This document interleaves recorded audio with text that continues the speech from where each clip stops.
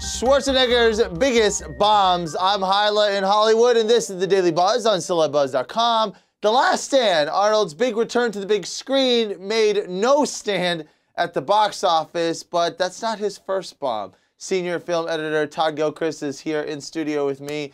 Last Stand, dude, that is number 5 on our list. What the heck happened here?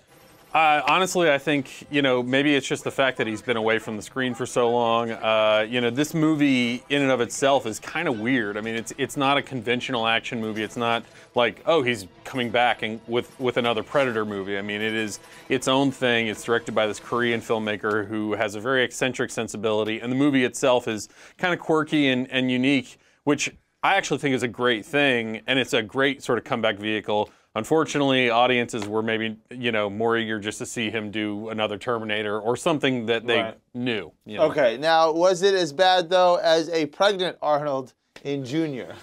I've never been a huge fan of Junior. Reuniting the folks from Twins, Ivan Reitman, Danny DeVito, and then throwing in Emma Thompson, I think was sort of a good idea, in concept, but the execution, I think it definitely didn't have sort of the charm of Twins, and so it didn't surprise me that movie didn't do too well. Another bomb for Arnold is Jingle All The Way. Why did that one capture the holiday spirits? Well, I think it's just the fact that it's just a terrible movie. It's like simple. 70 minutes long, and it's terrible. Okay, there's a lot of jokes that can be made with the word and movie title Eraser, which I'm sure a lot of people wish they could erase this film from their mind. Yeah, he had come off of doing stuff like True Lies, and he had gone through this really big run, notwithstanding Last Action Hero, which was another movie that did only kind of sort of well.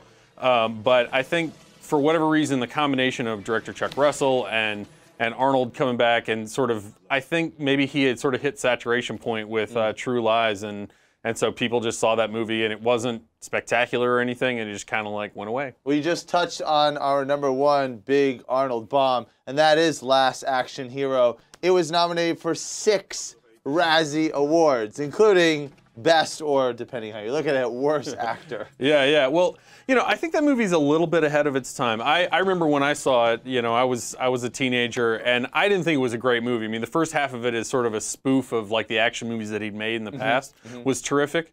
But I think it's a movie that, like I said, is a little bit ahead of its time in terms of deconstructing, like the conventions of these giant bombastic action movies.